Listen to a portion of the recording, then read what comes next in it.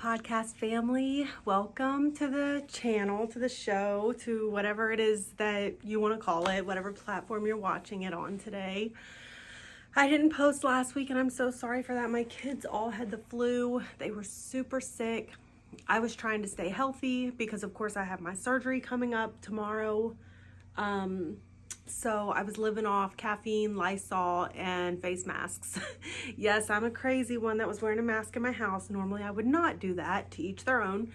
But again, I have my surgery coming up tomorrow and I want to make sure that I'm healthy and able to do that because it's a very important procedure that I need to have done. If you are new to the channel or to the show, I keep saying channel because I've been doing some YouTube videos with my daughter Ashton for her YouTube channel. She does a little YouTube channel with her pets, her exotics, her rodents, and now her farm life animals. So check her out on YouTube, Ashy Cats Exotics. I'll drop her little link here. So give her some love, like, share, subscribe, all the good things. So anyway, if you're new to the podcast, I started this podcast as a platform to be able to help other people heal, to tell my story, my journey, my lifelong experience with trauma, abuse, grief, addiction, death, child loss.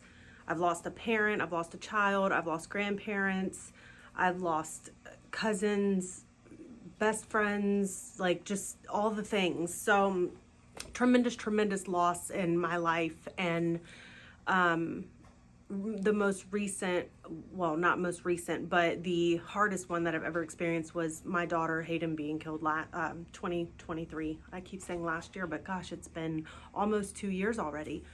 August will be 2 years since her life was taken.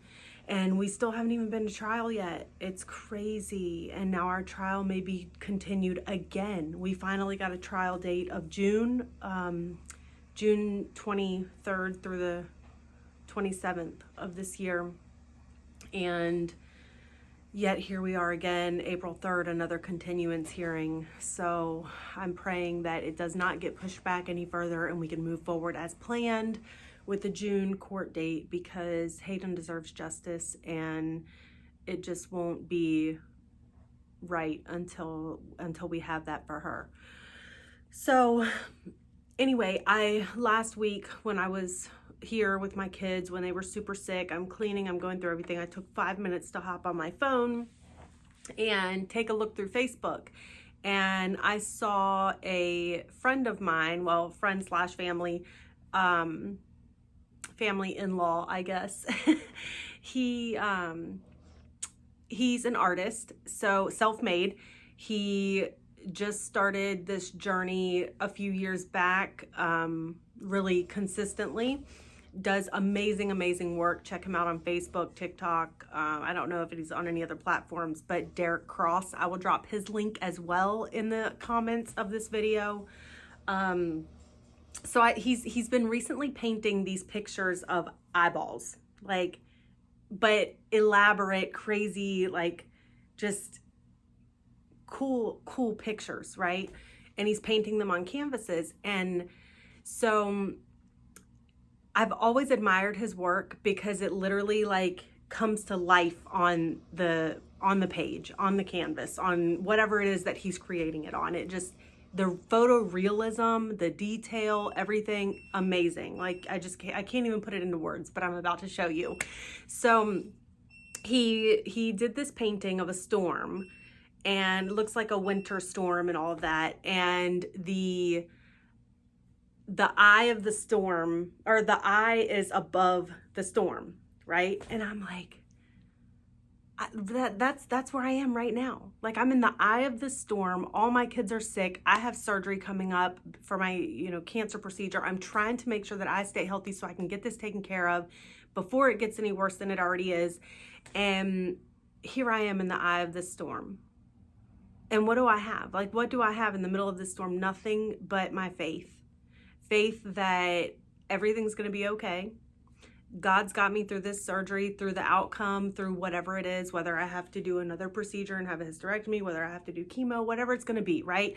It is what it is. God's got me, and I know that. So I send Derek this message and I say, you need God in the eye of that storm, because he's in the eye of every storm. Through my divorce, who did I have? The Lord, God. And I know I'll probably get a lot of pushback with this because it's a very controversial topic. Spirituality in general is a controversial topic. But I'm not here to please people. I'm here to tell my story, to tell you what has helped me through this, through all of this pain, all of this trauma, everything that I've been through. Is that going to work for everybody? No. And that's okay. Because I'm not here to preach to you. I'm not here to do anything but share my testimony. That's all I can do. Take it as you want, take it as you will. Just hear me out, okay? When I was younger, a young kid, I lived down the street from a church here in Clark County. And you all know, I've said it before a million times, I grew up in a domestic violent home. My father was very abusive to my mother. It was always like craziness, chaos, abuse, fighting, all like drug addiction, alcoholism, everything, right? So I would ride my bike up to that church and I would pray and I would pray and I would pray, please God, just make them stop. Just let this end. Like, take me out of the situation. Like, I don't want to be here anymore. But the whole time I'm sitting there as this young child, like praying in this church, like, please get me out of the situation. Please take me out of the situation. But the whole time I'm like, every time they would fight, God, why are you letting this happen? God, why are you doing this to my mom? God, why are you allowing my dad to act like this? God, please save them. Please save me. Please save my sister. Please, like, please, please, please, please, please, right? And it wasn't until my daughter was, until her life was taken, that I really sat back and so many people came into my house, right? And we welcomed them and we loved them and we appreciated them so much. But I remember hearing so many times, I don't know why God lets things like this happen. And I'm like, wait. God didn't do this. God didn't take her. God didn't, crash that car into the train. God didn't kill my baby. But he has her right now. And he has me, and he's going to get me through this, because that's his promise, right? His promise is to get us through the storms. His promise is not that storms won't ever happen. His promise is not that death is not going to happen. But it's that by faith and by trust and by just knowing that anything we go through, he already knows. So we're going to get through it, right? So when I saw this painting, I was like, I need to have that. Okay. So happy birthday to me. Merry Christmas to me. Happy everything to me. Happy Mother's Day, all of the above. So I got this painting from Derek. I was like, please put Jesus in the eye of the storm. I don't care how you do it. Just make sure he's there. And I need that painting because I need it in my house. Because God has really been there through the eye of every single storm that I have ever been through. And I spent years as a child praying to a God I didn't believe in, because the same God I was praying to help me, I was also blaming for the things that were happening in my life, right? And that's what I don't want my kids to do. So I want them to see me now and understand that God doesn't cause these bad things to happen. There is a lot of evil in this world. We see it every day on the news. I don't watch the news because of that. Like, there's just so much. It's just junk. I don't really watch much TV, but it's on YouTube. It's on, we see school shootings. We see people just blatantly hurting each other and taking each other's lives every single day for no reason. And that's the evil that takes these things away from us. That's the evil that causes this stuff in our lives. And how do we get through it?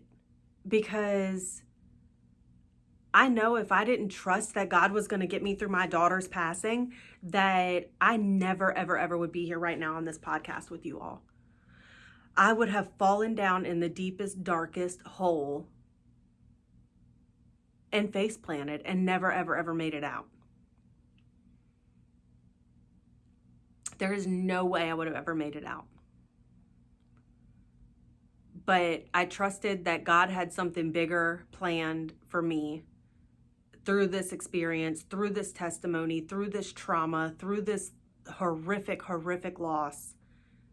And then another family in our community had a very similar experience. And I was very close to that family and close to that child as well. And now there's two. So I have to be a voice. I have to be a testimony. I have to break these chains. I have to break these cycles. I am no longer praying to a God I don't believe in, because I believe that is the only reason. He is the only reason that I am here where I am at today on this podcast with you, being able to share my testimony. You know, I a year ago when I started this, I probably couldn't have gotten through this episode talking about this without sitting here bawling my eyes out. But that strength, I found a strength that I didn't even know existed. And there's only one explanation. Like, literally, that's only a strength that could come from something beyond anything I could ever imagine. So I bought this painting. I'm gonna go ahead and show it to you guys now. Isn't it spectacular? Like, I just can't. You see the cross right here that he put in there for me, right in the center of the storm? In the eye of the storm. That's where I'm keeping my sights. Right there. And every time I'm going through it now, this picture is going to be hanging on my wall in my bedroom. And it's going to be a constant reminder for me that no matter how deep it is, no matter how bad it is, no matter how hard it is, God's got me. Just like he's got me through all of the trauma that I've experienced, all of the loss that I have experienced, and now through this surgery that I have coming up and whatever road this takes me down. So yeah, he's in the eye of the storm, and I'm so grateful for that, and I'm so thankful for that, and so grateful that I can now understand that I used to have limited faith, I guess, is what I'll call it, because again, I'm praying, you know, for God to move me, take me out of a situation, and all of these things, and the whole time I'm not doing anything about it. Like, God is a spiritual being, right? He is something that we only find inside of ourselves. And sometimes we got to dig really deep to find it. Sometimes we got to be face planted in that deep, dark hole before we say, something's got to give. I can't do this by myself. And then that's where that strength comes from. That's where that empowerment comes from. And then we use that to get up and to move. And sometimes that's moving away from people. Sometimes that's moving away from a job. Sometimes that's moving away from a situation. Sometimes it's moving away from a friendship. Sometimes it's just getting out of our own way. Because if we're praying for something, God, please help me, you know, please do this for me. We have that gut feeling, right? We know what we need to do. He's going to make a way, but we got to start walking. We got to start moving. Like, I'm going to reference my painting again. We're right here. How are we going to get there?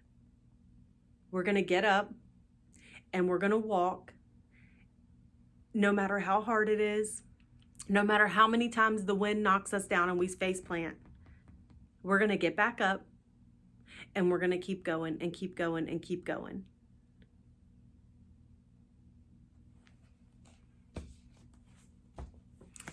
that's all I have. That's all I've done. That's all I've been able to do. Especially now for my other kids. You know, I have younger kids and 7 years old. Like, I couldn't imagine losing a sibling at all, because yes, I've lost a child, and I've had people say, you know, my loss doesn't compare to yours, but that's not true. It doesn't matter who you've lost. It doesn't matter if it's a parent, a sibling, a cousin, a friend, a daughter, a son. No matter who you have lost, that grief is valid. That grief is no less than anybody else's on this planet. And it's not comparable to anyone else's grief, if that makes sense. Because grief is unique. Grief is individualized. It's based on how important that person was to you, how many years you had with that person. Losing a child, a young child, whether it's stillborn or whether it's SIDS, a few months old, or whether it's a toddler, that child loss is totally different than me losing my daughter.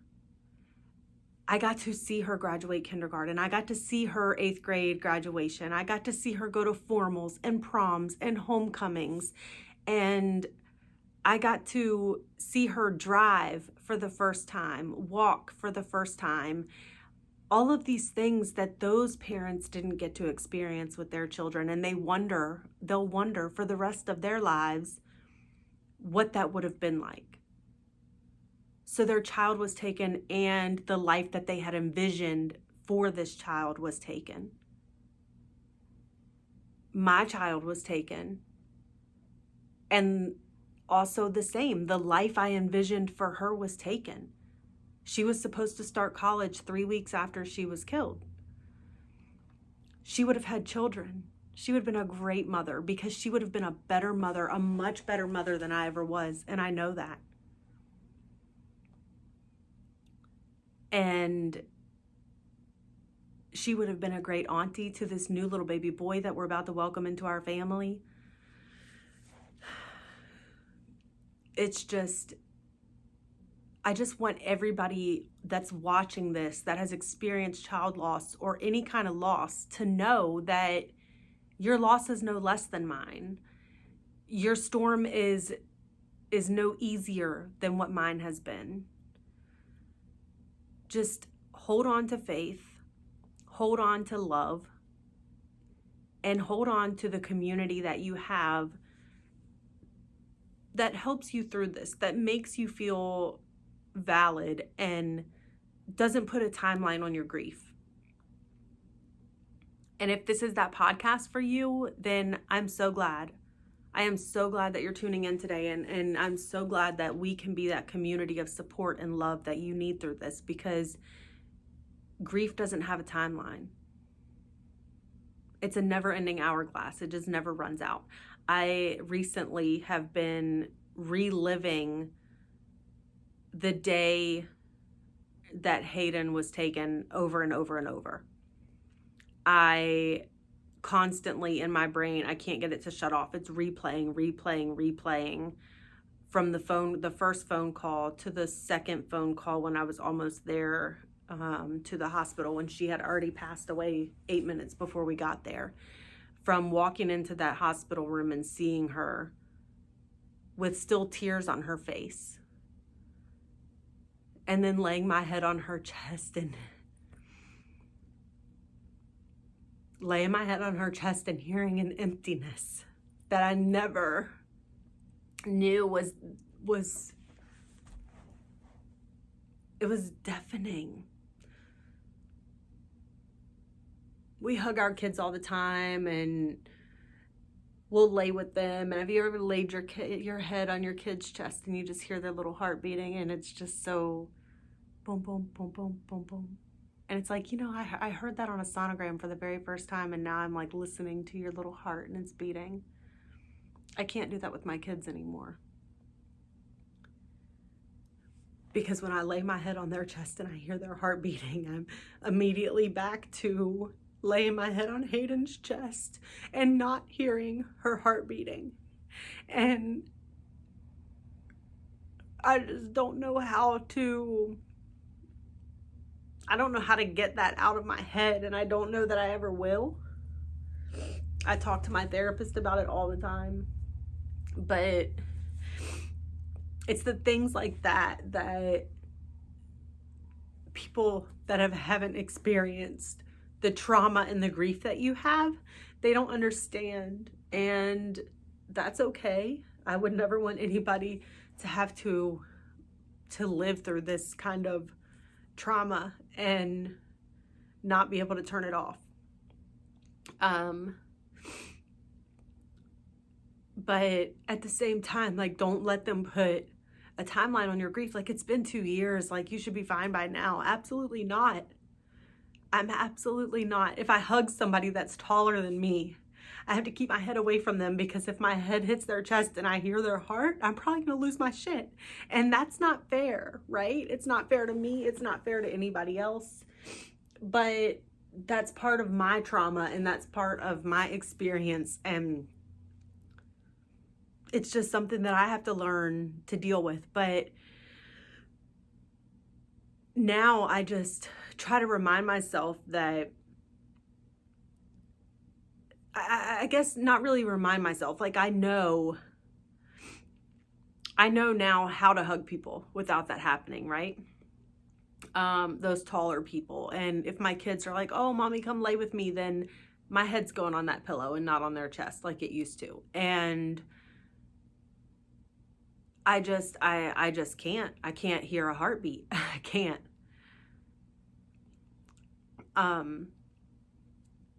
I pray on it. And maybe someday it'll be different. Maybe someday it will, but maybe someday it won't, right? Because maybe God's going to help me get through this and help me overcome this trauma.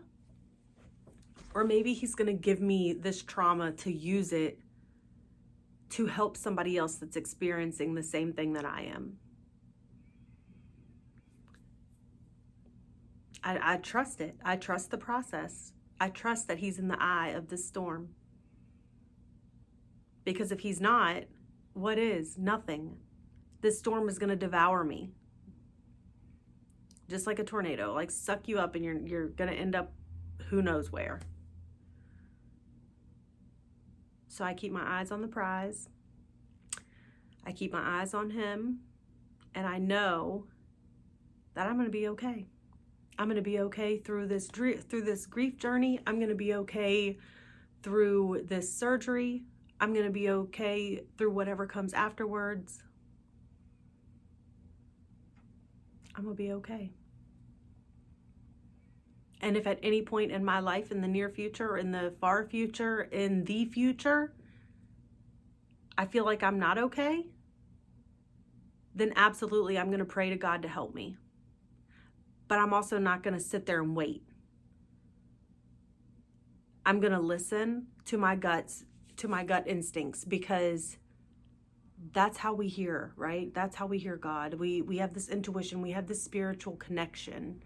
So whatever I feel is right, I'm going to move towards, but I'm not going to sit still. I'm going to get up and I'm going to move myself out of a situation, out of a friendship, out of a relationship, whatever it may be,